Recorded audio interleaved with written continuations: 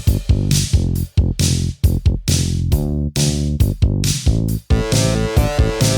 got you into a Remington party. What's my thanks? It's on the hallway carpet. I got paid in puke. Lick it up, baby. I got paid in puke. Welcome to Paid in Puke, a podcast where three women with names discuss movies about something other than a man. Paid in Puke is hosted by Annie Malone, Christina Barr, and Jessica Baxter. It's also a spoiler-filled free-for-all. You've been warned. On today's episode of Paid in Puke, we're talking about the 2017 biopic I, Tonya, directed by Australian filmmaker Craig Gillespie, who also directed Cruella and 2011's Fright Night remake and Lars and the Real Girl. I can definitely vouch for Fright Night and Lars and the Real Girl, and I've heard Cruella is actually, kind of subversive and cool, but I can't vouch for that yet. I'm not going to find that out on my own. I'll find it out someday. But anyway, I was surprised by all that. Those are all very different movies, yeah, too. that's Different what styles. a mad career. Yeah. And even more perplexingly, it was written by a man called Stephen Rogers, who wrote Hope Floats and Leopold and Stepmom.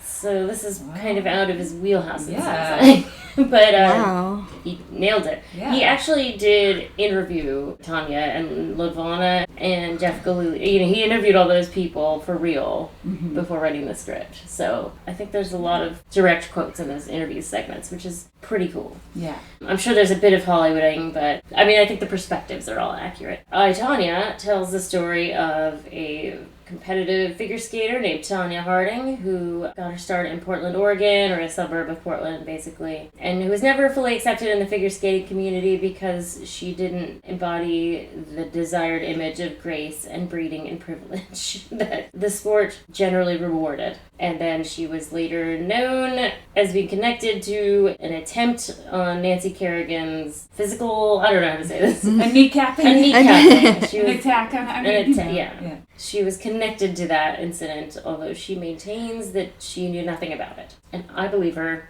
Hashtag believe Tonya. You don't believe her? Not necessarily, no. Okay, well that's interesting. We'll get into that. Right. Anyway, yeah, it'll come up. This movie came out in 2017. I don't think I saw it in the theater. Maybe I did. I feel as like soon as it did. Were we together? No, but I remember Brugos reporting that it was overhyped by Amy Green. That it was because remember I loved it. I talked it up a lot. I think it was you were gonna wait, but then saw it because I hyped it up so much. Okay, yeah, that sounds right. And then I fucking loved it the first time I saw it. So I think Brugos and I had a different perspective. But I think he was a little bit just joking because I had, someone asked, was it overhyped? And he's like, well, it was overhyped by Amy Green. Just a little bit. Right. So what about you, Christina? What did you see it? Oh, I saw it in the theater at Uptown in Queen Anne. That was my favorite theater to go to. I loved it. I thought it was just so good. And the casting and just all the music in it was really awesome and just so perfect for the time and the scene, and I was thoroughly entertained, and also I felt a lot of sympathy for Tonya Harding. I don't think she knew about the attack. I don't know for sure, but maybe now's a good time to talk about that. We're gonna get right into it. Let's talk about that. I find it hard to believe that she did. I mean, I want to say I have a lot of sympathy for her in this movie, but I find it hard to believe that happened and she didn't know anything about that. It doesn't ring true to me that her bodyguard and her husband would just plan this thing and not mention it to her and she doesn't know anything about it. I just didn't really find that believable, I do think it's an important piece of evidence, them finding the paper where she wrote in her handwriting the name of the. I love that she thinks it's tuna can, that she wrote down where Nancy practices and the times. Nancy Kerrigan trains at Tuna Can Arena. She just said that. Well, who's gonna name an arena Tuna Can? Fishermen. Everyone's fishermen in Massachusetts. Just fucking call her back out. Hi, Vera. It's Tonya again. Our machine's a piece of crap. Could you just tell me where Nancy Kerrigan trains again? Yeah, I have a stupid bet with Jeff. that fucking easy. Tony Kent. Thank you. Tony Kent. Tony Kent Arena. Not Tina Can. Tony Kent Arena, it's the same fucking thing. I think it's kind of hard to explain that away. She maintains that he made a bet with her on purpose to get her to find out that information. Maybe. I mean, she might not, okay, so I would go as far as believing that she, maybe in her heart of hearts, knew they were planning some shit, but didn't think they could pull it off because of how clearly inept they are. Tonya, you still want this to happen, right? I can still make this happen. I really don't care, Sean. I clearly have bigger shit to fry. Who cares, you big fat fuck? You can't make it happen anyway. I'm on your side, Tonya. You're not a secret agent. You're not a hitman. You're just a fat nobody gas bag who still lives with his parents and drives a 76 Mercury, gets laughed at behind his back, and has never been laid. Yeah, I mean, that's what I'm talking about. You know, Yeah. I always bring this perspective of, like, how deep denial can go, you know, because that's my family's favorite thing. But, it's hard for me to believe that she didn't on any level at all, you know. Yeah. Or, you know, but it also could be like they talked about it and she didn't really think they were serious. I certainly relate to that. Sure, everybody has had a thing where they joke about killing somebody or kneecapping somebody and they don't think that they're having a serious conversation, you know, I mean. Totally. Yeah, so I'm saying, like, if she's gonna say, I didn't know anything about this, I was not involved in this at all, that is hard for me to believe. Yeah. I mean, I guess therein lies the problem with why the courts punished her so harshly for not actually doing anything, for conspiracy, basically. It's such an insanely harsh punishment. That's the thing that gets me so hard, is that scene, which is really what she said in the court. Tonya Harding, you are hereby sentenced to 3 years probation. $100,000 fine plus $10,000 to the DA's office for special costs. Another $50,000 to set up a fund for the Special Olympics. 500 hours community service, a psychological evaluation. And your immediate resignation from the U.S. Figure Skating Association, banning you for life from all figure skating association competitions and events. All I did was the hindering of prosecution. What? That you're never gonna let me skate again? I can't ever. I mean, I'd rather do the jail time, please. They only got 18 months.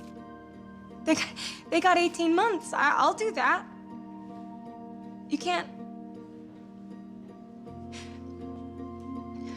Your Honor, I don't have an education. All I know is skating. That's all I know. And I am no one if I can't skate. It's okay. I'm not. I mean, I'm not some monster. I'm just trying to do the best with what I know how to. Miss and Harding. you're giving me. It's like you're giving me a life sentence if you do that. You can't do that. Miss Harding, that's enough. You can't. Please, because just send me to jail and then I can still skate. I've given Just you send me to jail and then I I've can still skate. given you my decision. Thank you, Your Honor. Oh, God. It's so painful. They took her life away. And then, okay, so I started digging into this a little bit, and there's this podcast I really like called You Were Wrong About. Is it Michael Hobbs? He does that maintenance phase show, too. I want to check it out, but yeah. Sarah Marshall is the other one. And the impetus of the podcast started because she wrote something about Tonya Harding in 2014 for the Believer magazine, that was basically like, you're wrong about Tonya Harding. And he read that and got in touch with her, and then they became like friends and started talking about all of the other maligned women from the 90s and kind of revisiting those stories and looking at them from a modern perspective. And I read that piece today, and I highly recommend anyone who's even remotely interested in this subject looking it up. It's very, very well written. And it talks a lot more about Nancy than Tonya goes into as well. It kind of compares and contrasts the two skaters more. The movie actually was pretty soft on her trauma, even though it really showed a lot of her trauma,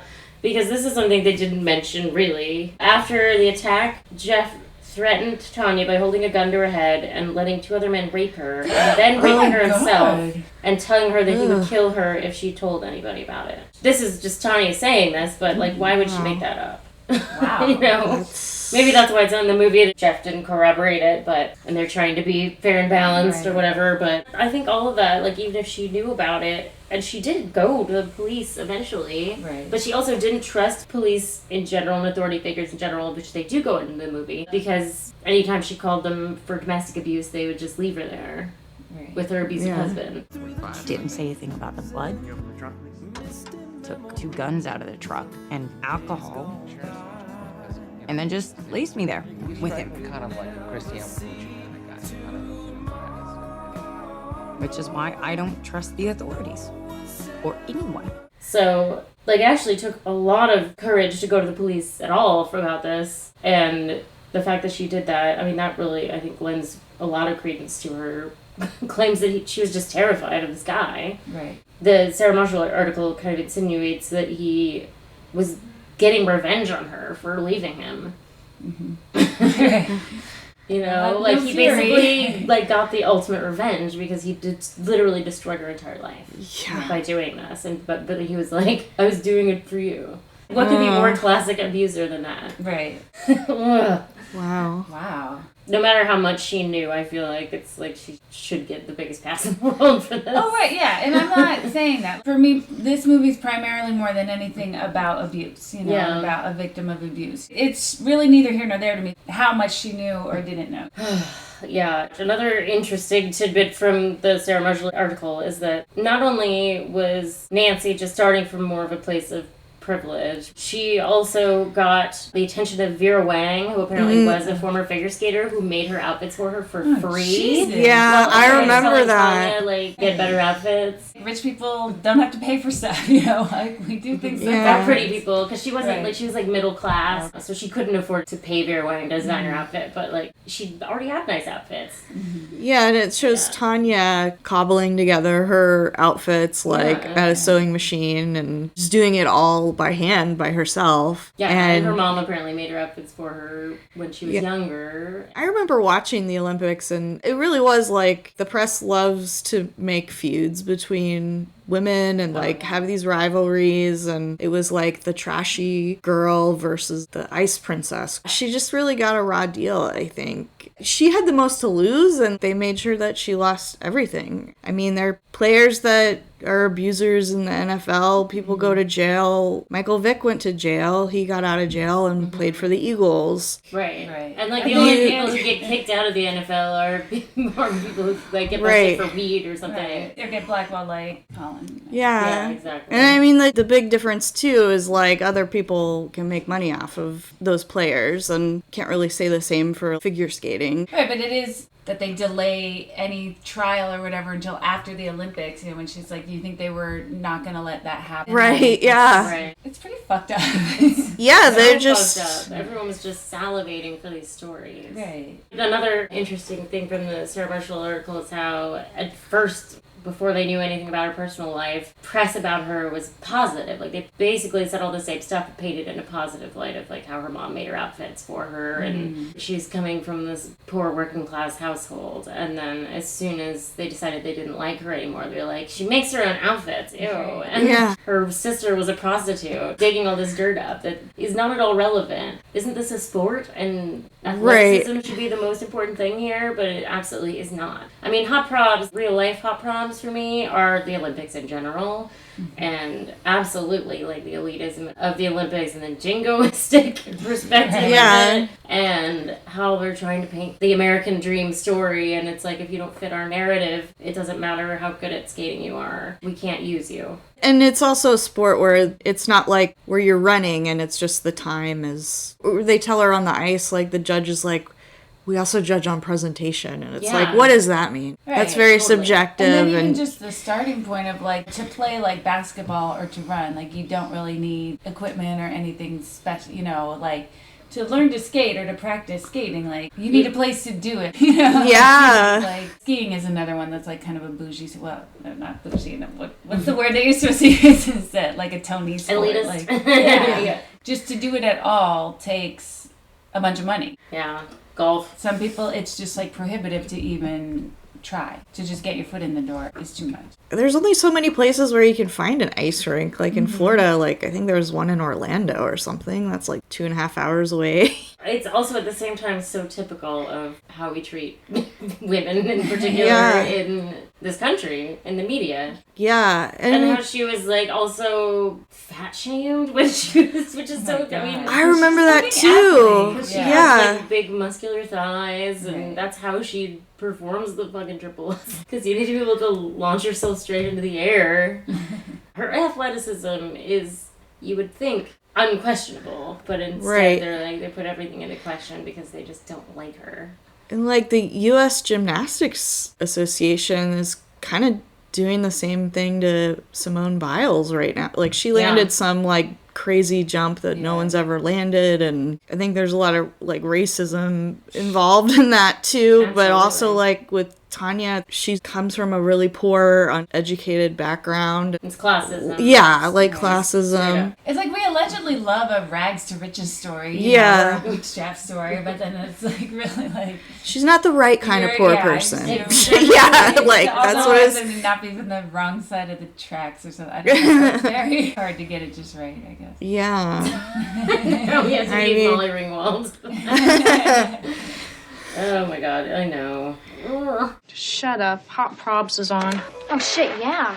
Do you guys have any hot probs? My mild hot probs is sometimes I feel like it's potentially too sympathetic to Jeff, or then also like her mom, some of the stuff with her mom feels like it's played for laughs a little bit when it's like she's like just so abusive, you know. But I was like the character is funny and a lot of my like meaningful passages are her lines, but I don't know. I mean, I think that they're in a hard position to make a movie about this where there's a lot that's just based on one person's word or not. But I feel like Jeff kind of comes across like, I don't know.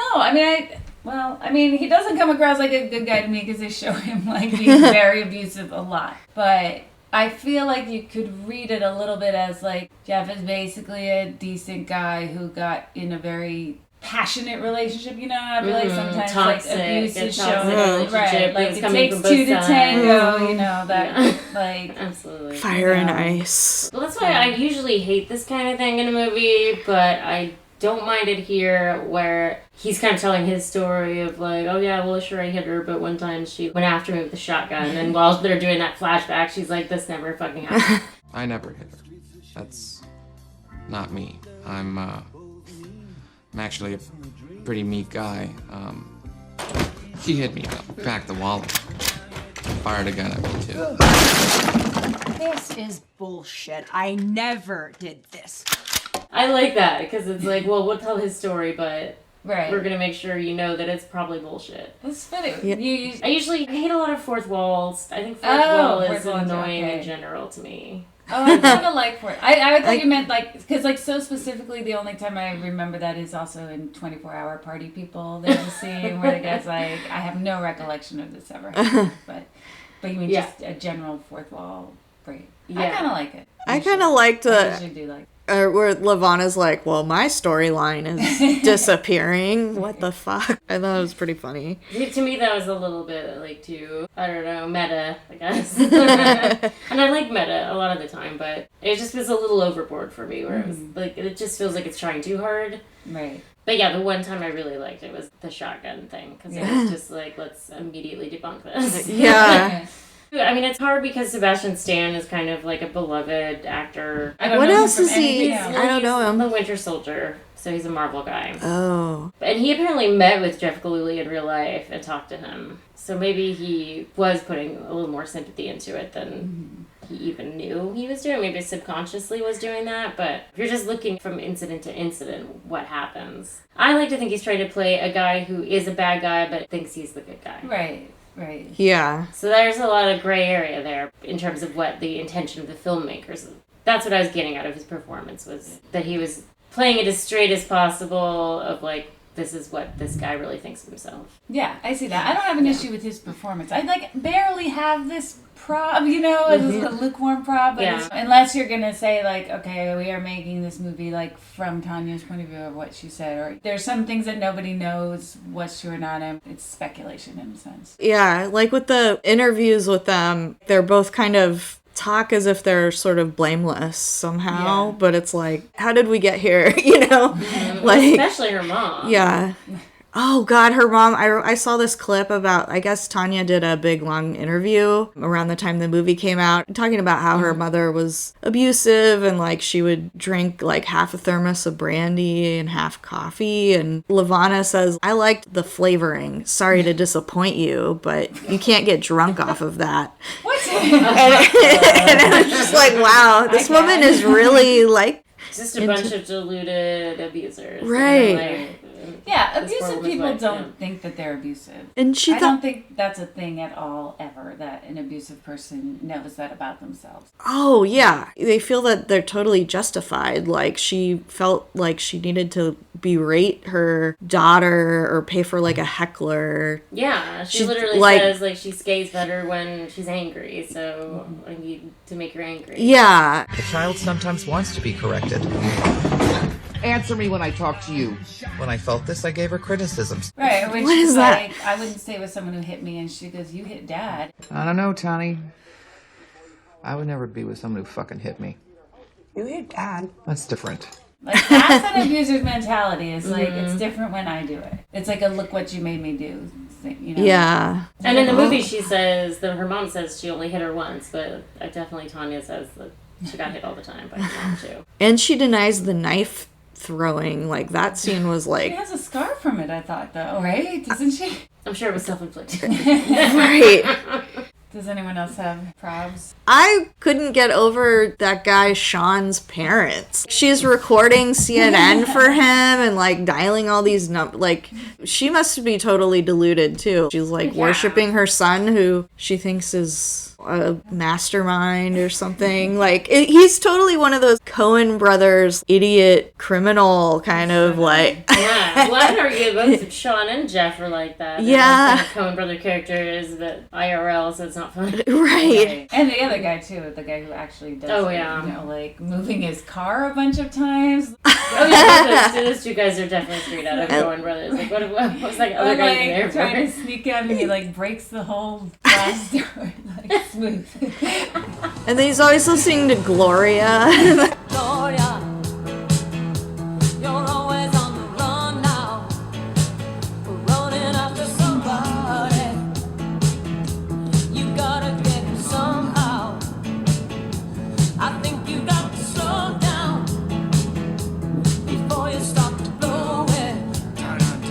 It was just so random. It was hilarious. It's a great song. I love that song. It is a banger. It's a true banger. Yeah. Well, I do have one other, like, tiny hot prop kind of, which is just the way they were giving... I mean, we kind of talked about this a little bit, but the way they were giving her shit for her outfits being ugly. Like, skating outfits are all ugly. I just was like, what are you talking about? They all look like that. It made me think of early season of Project Runway. Actually, maybe first season, one of the challenges was to make a figure skating costume for some, at the time, Olympic skater. And, like, they were just also bad. They're always very weird. They always remind me of, like, Mork from Ork. A little bit. It's a little bit hard that Allison Janney winning the Oscar, she was against Laurie Metcalf from Lady Bird. Right. I don't really love Lady Bird, but I love Laurie Metcalf. And that. It was like, we shouldn't have to choose between these two. Yeah. I mean, she's great. I'm not trying to take away from her. Of course. Like, Next call. I loved Bobby Cannavale, the hard I copy. love I know, yeah. Like, I wasn't entirely sure what he was doing there, other than it's like, we should definitely get Bobby Cannavale involved. Was he like a journalist or something? He's a hard copy Yeah, journalist. hard copy? And Okay. I love the line where he's like, yeah, we were from a news outfit that other news looked down on and later became. Well, I was a reporter for Hard Copy, a pretty crappy show that the legitimate news outlets looked down on and then became. Yeah, basically that's what news is now, you know? It's all just... like the stuff that used to be considered like the trashy shows is like nothing. Yeah. I mean, like, Inside Edition, right? That was Bill O'Reilly. Yeah. And they, like, built a whole network around that idea. Right. Be afraid of everything in your life. A current affair with Maureen O'Hara or something. I remember that. Was it Maury Povich on one of those, like, before he had? Oh, I don't know. Yeah, I think so. What a weird niche he carved out. Yeah, and I guess that all those talk shows kind of also paved the way for modern journalism. And also the internet, though, just like that became the expectation, like the 24-hour news cycle. Right. You have to get the story out immediately. You know? And you have so much time to fill. Like he said, he would slash her tires or get her truck towed just to get a shot. The constant thread of like, you have to just feed content constantly on the news. I remember like that was always on the news, and then like they showed it in the movie about like the trucks packing up because the O.J. Simpson murders were happening, and like that became the next obsession that we had. I liked seeing him in that. I always like seeing he's in my top 5 for sure. I've already started underlining meaningful passages in her copy of Moby Dick, if you know what I mean. Yeah, I think her mine are all either Lavana or Tonya. Yeah. For me, a lot, like just the first scene in the skating rink when she says no smoking and she goes, I'll smoke it quietly then. I'm so sorry, but there's no smoking on the ice. Oh, well, I'll smoke it quietly then. And she's a soft 4. How old are you, honey? She's a soft 4. And also, I didn't swear, you cunt. Yeah, I wrote. Those were my big 3 from that. I do love I didn't swear, you cunt. Call that a clean skate, for Christ's sake? Do not swear in front of the kids, please, Lavana. I didn't swear, you cunt. I liked Lick My Ass Diane. She could do a fucking triple. Lavana, you want to work with me a little? 23 students I train so I can coach Tonya full-time. Yeah, and I waitress full-time to pay for your coaching. Yes, but she's not my child. No, she's mine, and I'm not throwing my money away so she can fit in with these little shits. It's not just about fitting in, it's about how she's growing up. Lick my ass, Diane. She can do a fucking triple. I mean, my most meaningful, like one of my most meaningful passages ever, because when I saw this movie in the theater, I was not prepared for how hard this movie was going to hit me, but when she says the line, Nancy gets hit one time. Why? And the whole world shits. For me, it's an all-the-time occurrence. I was a fucking mess for the rest of the movie after she said that. So, I mean, that's like probably one of my favorite lines of any movie ever. Earlier than that, she says, my mom hits me, she loves me. Then he would say it would never happen again, but I figured, my mom hits me, she loves me. Well, I wrote down if I wanted something, I had to come up with a way to get it. We didn't have a lot of fun growing up. I mean, we never went to, Disneyland or on trips. If I wanted something, I had to come up with a way to get it. Which I feel like is just so telling of her whole entire life. Like, she never had anything handed to her, literally. Like, she had to work so hard for every single thing. And if we really do love bootstrap stories so much, then why did we treat her like this? Right. Because, like, almost literally bootstraps. Right. Laces. Yeah. Laces. Right. She pulled herself up by her fucking skate laces into the air and then spun around 3.5 times. Right. I liked that when Jeff was talking about the oh my's and how he's scared of the oh my's, she says, you're so fucking dumb. I really like that. Really she wasn't like, you're cute. She was like, that's dumb. You're being dumb. I ever tell you what I was most afraid of growing up? No. Oh my's. Oh my's? Yeah, like in the Wizard of Oz when they say lions and tigers and bears. Oh my. Oh my. My brother convinced me that oh my's were gonna come in the middle of the night and eat me alive.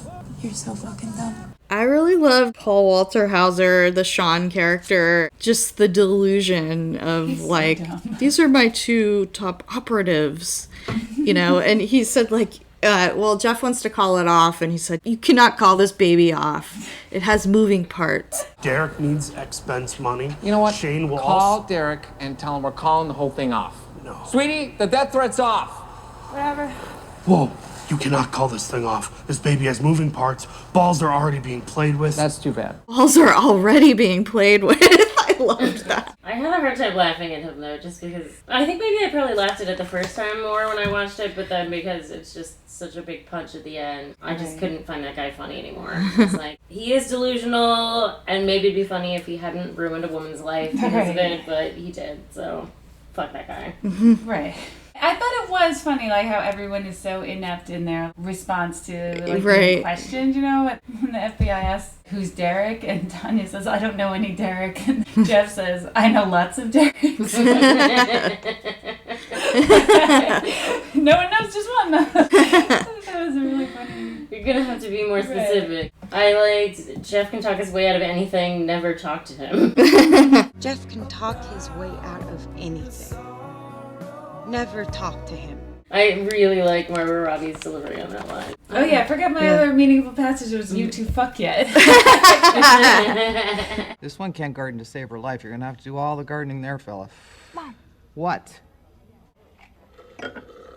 You two fuck yet? Very inappropriate. I thought it was. I mean, I feel like Mom. It's funny because I feel like that's what anyone is thinking when you meet a newly dating couple. Right, yeah. But you can't say it. Also, one that just really fucking hit me was no one really asks me about that anymore. When she's talking about the triple axel. Aw, yeah. She's like, no one thought I could do it. Fuck you, I did it. And then she wipes a tear away and was like, no one really asks me about that anymore. I can't describe how that felt. There were people standing up. I mean, I was just, for the first time, I knew I was the best figure skater in the world. At one point in time.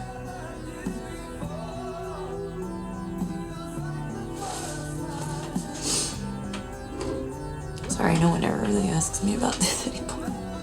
That's so terrible. Like, they always ask her about this instead. They always ask her about the incident instead of her skating. Another part that got me was at, like, one of the competitions, a little girl comes up to her and she's like, I want to be a skater just like you. And she goes, well, hey, I hope you mean it. And it was just really unexpected response. She didn't really get a lot of, like, positive attention, I don't think. And when she was saying, like, people smile at me now, like, told Jeff that. She just never had any positive reinforcement, I guess. That scene just made me wonder how shocked she was that maybe, like, a little girl would compliment her or something. Like, maybe that's out of left field for her or something. Or, yeah, it probably didn't happen nearly as often as Nancy. Right. Yeah. And then, the people smile at me now. It's so telling. That's so heartbreaking, too, because probably people could tell that she was working class by her clothes and that sort of thing, and her hair. Even as a little girl, people probably didn't smile at her until she was a famous figure skater.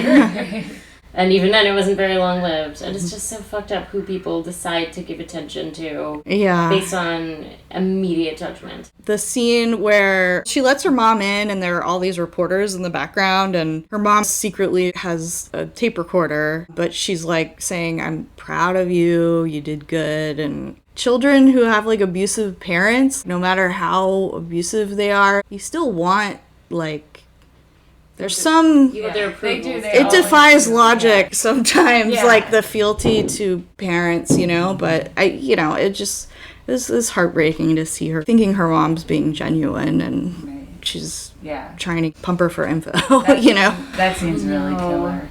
Real heartbreaker. I do like in the beginning when she says you look good, like you look young with your hair really dry, and she's like, I'm 23. Right. Yeah.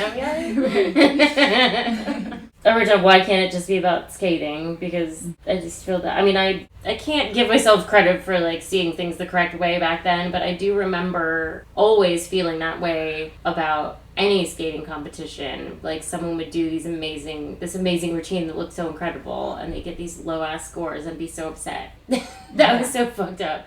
And I remember the shoelace thing. I remember watching that live. Oh, wow. And feeling like they were being dicks to her. Because I was like, any little fucking thing can go wrong. I definitely had so much sympathy for her in that moment. Just one little thing that you cannot control, it's not your fault, can go wrong, and you can prepare your whole life for something, and that'll go wrong, and if you don't get judges giving a shit, that's it. Yeah. Right, it's like so crazy. It's all for nothing. It's like, okay, like you have 1 minute or whatever. It's like, what? Why? Like, this is the big thing. Take the time you need to tie your skate. Do the judges have plans after that they can't wait an extra couple minutes for this to be perfect? Apparently she had custom skates that helped her pull off the triple axel, and so her laces were, like, not standard length. They were a little bit longer, so it wasn't that easy to get a replacement, but they moved her later in the program. They figured out that they could do that, but their first inclination was to be like, fuck you, no. You have to get back out there right now and do it as is. Because they already had that judgment of her. And then, of course, when she did it later, she didn't get very high scores, and her confidence was all shaken. Right. And I'm sure that they had that stuff in mind, too. I know that you guys don't like me, but I'm landing all my jumps out there. Tonya, it's never been entirely about the skating. I'll deny I ever said it, honey, but you're just not the image that we want to portray. You're representing our country, for fuck's sake. We need to see a wholesome American family, and you just refuse to play along. I don't have a wholesome American family. Why can't it just be about the skating?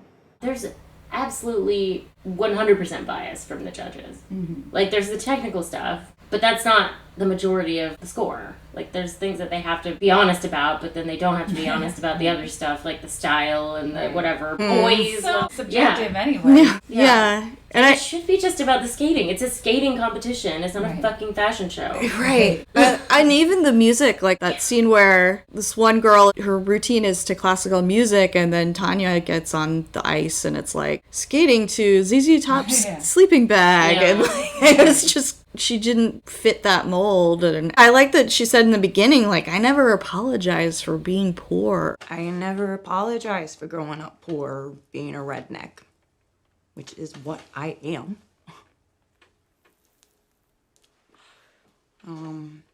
You know, in a sport where the friggin' judges want you to be this old-timey version of what a woman's supposed to be. I don't know if there are rules, like, with what kind of music you have to play, but it's like an unspoken thing, or... lyrics. It has to be instrumental. Oh. But other than that, there aren't really rules, but there are unspoken rules of, like, class it up. Right. But then, again, in that Sarah Marshall piece, I read that in the same program where she got shit for using the Jurassic Park theme, which is awesome, by the way. Right. That's a fucking classic piece of music that everyone recognizes, and how fucking cool is that? I actually don't know that music. It's a But I don't really know great it. piece of music. I And anyway. only ever saw that movie once. But then in that same program, another skater used the love theme from Robin Hood, Prince of Thieves. Oh, God. Like, how is that... Right. How is that any better? More classy. Right. And it's always like, who do they think the audience is? Like, people would love to see the Olympics and someone skating to ZZ Top, you know? So who do you think is watching this? That they're like, this can only be classic. I mean, I don't know. It's just... Everyone's too stupid. I mean, everyone is too stupid, and also there's different rules for poor people. And that's just definitely. that's absolutely... Right. If a poor person does it like it's trashy, and if a rich person does it like it's... Interesting. Or what's the word? What's the word that is like crazy but for rich people? Like it's like eccentric. Yes, eccentric. Right. Yeah. Right. Thank you for defining that so perfectly. My one other meaningful passage is I liked being married, just not to him. I love it. What else does a suicide need, huh? Now, if you'll excuse me. So, because we haven't heard from Kent in a while, Kent's not given his 2 cents lately, but we do have another parent of Annie Malone who has some very strong opinions. So this is Pat's Facts. Cue the jingle. Pat's Facts. Hi, Amy. I watched Tonya tonight. Just coincidentally, when I started looking around for it, they were playing it on a regular TV today between 5 and 7, so I just taped it and watched it tonight. Excuse me. She took a sip of water. So I really enjoyed it. We didn't watch it when it first came out because we had just watched a documentary about Tonya Harding. I think it was one of those 30 for 30 on ESPN. But I thought it was terrific. I thought Allison Janney was really great as the mother, and I think a story that's so tragic and sad and violent, they made it so funny. I mean, some of the lines in it were just really funny. Allison Janney stabs her in the arm and then says, all families have their ups and downs. I thought that was a really good one. I don't know, she just had a lot of lines, and she was such a terrible mother. She should be in the encyclopedia of the bad mother who goes to Tonya's house to try and tape her so she can give it to the FBI or the reporters, I guess. I wonder if all of that's true. Hard to say. I did not recognize Bobby Cannavale. I didn't know that was him until the end of the movie. But he had a really funny line, too, about the two biggest boobs in a story that's filled with nothing but boobs. So I did think there was some fun in it, but the thing that really bothered me was that guy, her husband, Jeff. You know, he was so abusive, so terribly punching her around, and yet they made him seem like such a nice guy in a certain way. I don't know if I can make that clear, but, you know, even at the end when he's talking about her, he go, you know, feels so bad that he ruined her career. It just seemed like such a normal person, but he was so terrible. So I think that's about all I have, but I did like it, and I will definitely listen to your podcast. The other thing I liked about it was the soundtrack, which usually I don't pay that much attention to or don't like, but I did like that one. So thanks for a good recommendation, and have fun talking about it tomorrow. Bye. There's a lot of, like, working class anthems on here, like Bad Company and Dire Straits and Supertramp. Is it the Goodbye Stranger? Yeah, I love that.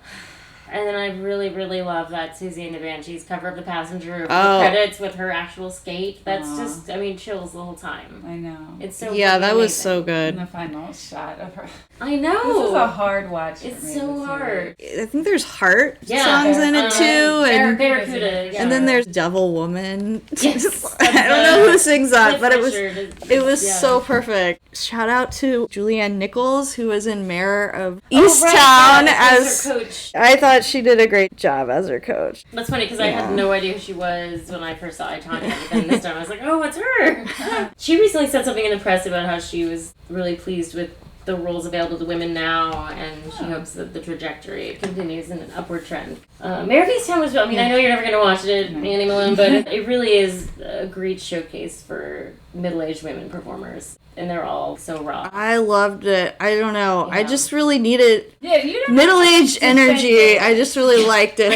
It was a lot. I just really liked it. Was big menopause energy. exactly like, and seeing Kate Winslet, it's such a different role for her, like an Eastern Pennsylvania cop. I don't know. I mean, so it's a different from role all for the anybody because it's never been done before. right. I know there's like That's the so big thing many hardened detective male fronted movies, but I enjoyed it. Allison Janney won Best Supporting Actress Oscar for this one. Apparently she had trained as a child to be a figure skater. Really? When she was 17, she walked into a sliding glass door and injured her right leg. Ooh. And she said in a 2014 interview with Terry Gross that the leg came close to being amputated. Oh my god. Which is pretty crazy. That is pretty crazy. Yeah. And Margot Robbie trained a lot. So a lot of the skating is her, but obviously not the triple axel. And in fact, the triple axel is digitally altered because there were only like 4 skaters at the time of shooting that could even land a triple axel, and they didn't want to risk being injured because they were obviously like bound for the Olympics. Okay. Wow. Tonya was the second woman in the world to land one, and the first American woman, which is so impressive. And since then, it's just still been a handful of women who could pull it off. A handful, so one tiny woman. Yes, exactly. One tiny woman. They showed the interview footage, and it was actually verbatim to like the scenes earlier, like the guy's interview about incorrect, I'm an expert or whatever, and then the part where Tanya's like, I'm gonna whoop her butt. It's just really, I thought that was cool. They really did say that, you know, like those scenes are happening, and I thought it was interesting where the postscripts at the end talking about what they're up to, and Tonya wants everyone to know she's a good mother. That was real heartbreaking. Yeah. I know. Well, I bet she is. I hope so. Did you already say the thing that you were going to say Oh. before the lunchtime poll? Yes, I did, because the thing was about the digital triple axel. Oh, okay. Because that was an amazing thing that she did, and you can't take that away from her, that she did that, no matter how much shit is lobbed at her. And I just love that she embraces that idea. Obviously, she's angry and sad, and she should be, but I feel like that's kind of her mantra. It's like, I did that shit, and I love that. And so this is what's called a lunchtime poll. The lunchtime poll question is, what shit did you do that makes you proud to say I did that shit? Mine is from high school. I was on the swim team, and I always loved swimming, and I never did it competitively until high school. And I usually did the freestyle, but my coach, I don't know what the reason was, but I ended up being put on the 100 butterfly, and that became my event that season, towards the end of the season. And I qualified for state in the districts. Like, I got third, and that meant you get to go to Fort Lauderdale and go and compete at state, and I did that. And I feel like sometimes I'm like, I am not very athletic these days, and I just feel like, oh my god, I recently got some stuff digitized, like some old home movies, and some of my swimming competitions were in it. I was just like, wow, that was impressive, you know, like, and that's I didn't think stroke. There I just, so that's mine. Sometimes I'm like, I feel like Al Bundy or something, like he was like great in high school or whatever, but I'm just like, can I ever be like that again? I would love to, you know what I mean? Yeah. Like, I would love. Definitely a time and a place for athletic feats. No one should expect to be able to do the same athletic feats when they're middle-aged.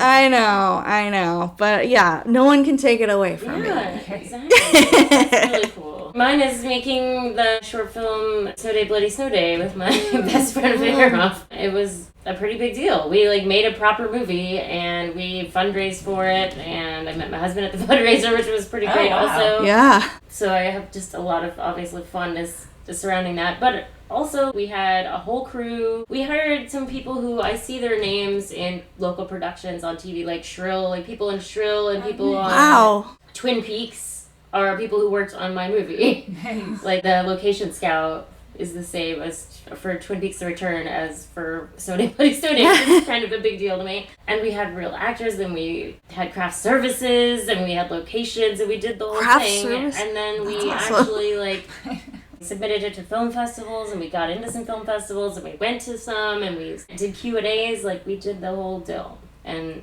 the idea was, like, we had a script for a full feature-length zombie comedy. We wanted to get investors to make that movie because we would have needed at least $1 million or $2 million to make a real proper feature. And at one point we were talking to Patton Oswalt, and he said that if we got funding for the feature that he would be in it. But we didn't get funding. Oh my god. But, like, for a hot minute, I was a real filmmaker, and I still think about that, and I'm proud of myself for that. You were That's amazing. The, like, zombie comedy thing, you know? Like, then that became a thing. I mean, sorry. Yeah. Guess you probably thought about that before. Did you know? Kinda, a little bit. Just a little tiny bit. I watched 4 seasons of iZombie thinking about that, actually. But I'm still proud of that. And if anyone wants a DVD, I still have $1 million. That's amazing. Like, the craft services thing, when I just like think about, like, that is real movie shit. Anyone can have a bagel whenever they want. I know. I'm just like, wow. My friend Kasha's husband Kirk worked on it. I mean, I remember hearing him talk about how much fun he had. Kirk was the editor of that film. Yeah.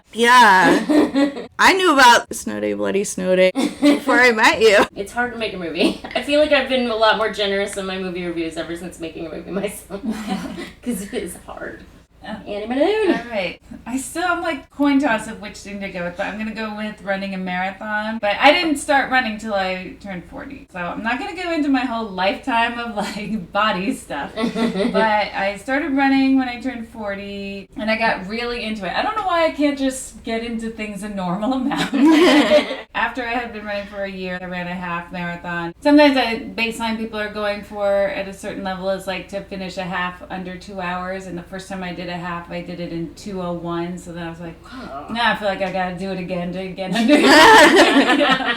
That year I did like 6 half marathons. And then it's a lot, yeah. So, but like a marathon is so much more than a half marathon, you know? Mm-hmm. It's twice as Oh my god. 26 miles. But I just got all in my head about it, and I felt like it was something, like if I don't go for it, if I don't try to do it, I'm always going to wonder about if I could have done it. So I registered for the Vancouver, Canada one. It's in May every year, so I guess I was 42 because it was 2014. And I did like a real classic training. Like, I was so dedicated to the exact schedule. Like week 1, you did, even though I was starting from probably week 10 of a typical training course, but I did it so by the book. But I was still such a head case about it. So then went to Vancouver for that weekend, and it was like super nice the day before the marathon. It was super nice the day after the marathon. The day of the marathon, it was super shitty weather. And I debated what to wear. Like I had a cold weather outfit and a warmer weather outfit. Typically you would rather be underdressed than overdressed for a race, right? Yeah.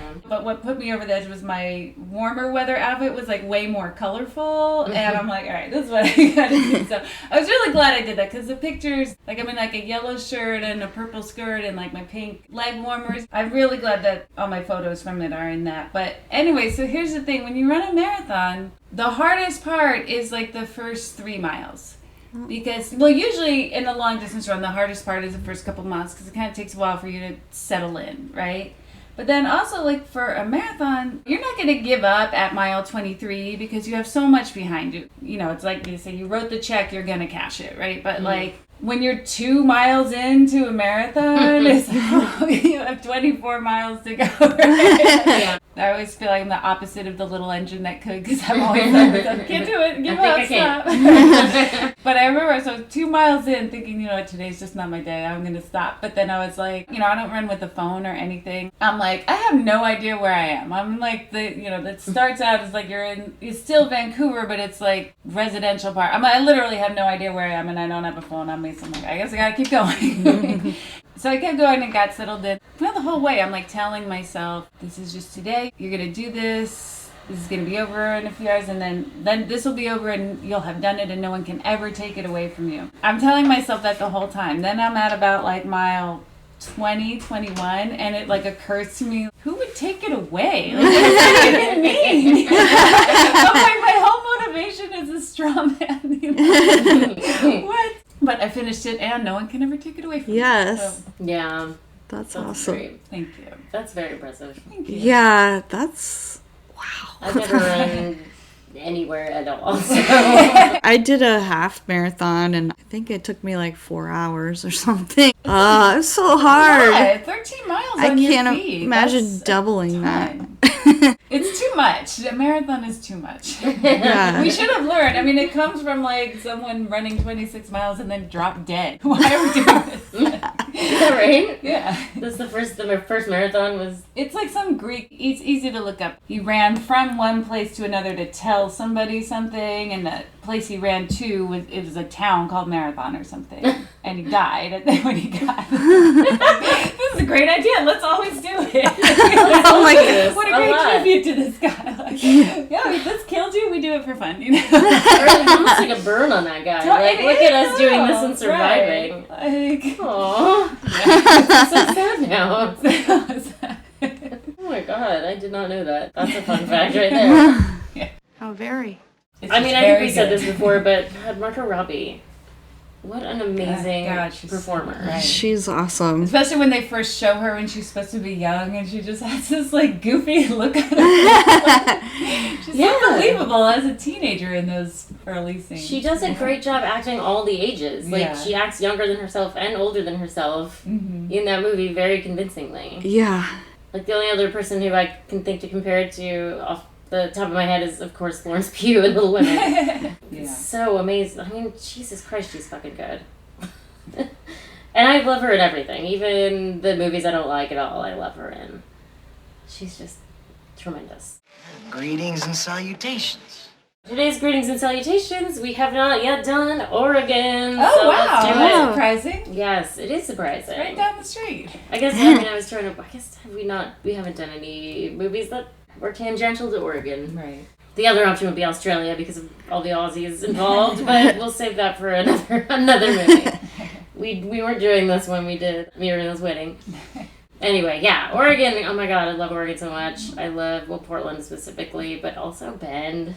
Oregon's Bend fucking is great and gorgeous. Hello to the Galuccios. And my friend Eileen is in Portland. I don't know if she listens, but hey. Yeah. My friend Paul, I think he left Portland recently, but I love Portland. Hi, Portland. Yeah, I love Portland. It's so much fun. The food is so good there. Yeah. So good. Yeah, it's the best. Best restaurants on this coast, I think. At least. I mean, I haven't tried every restaurant in California, but it's definitely one of my favorite cuisine destinations, and it's just so fun there. And it's like, they're like our more responsible, cooler, older sibling.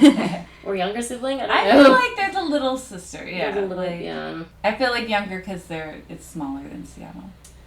But younger and cooler, you know. And Seattle definitely has like way more boomer energy, especially these days. Yeah. Yeah, so we definitely love you, Oregon. And we love you, Tonya. On the next episode of Paid in Puke, it's Abortion Palooza 2021 with Eliza Hittman's 2020 drama Never, Rarely, Sometimes, Always, starring Talia Ryder and Sydney Flanagan, and Rachel Lee Goldberg's 2020 comedy Unpregnant, starring Haley Lou Richardson and Barbie Ferreira. If you enjoyed this episode of Paid in Puke, please take a minute to rate us highly on your preferred podcast listening apparatus. If you did not enjoy this episode, no further action is necessary. Paid in Puke is hosted by Annie Malone, Christina Barr, and Jessica Baxter. Music by Silent Partner. Follow us on Twitter at PaidInPukePod, on Instagram at PaidInPukeSeattle, and on Facebook at Paid in Puke Podcast. Thanks for listening. Lick it up, baby. Lick it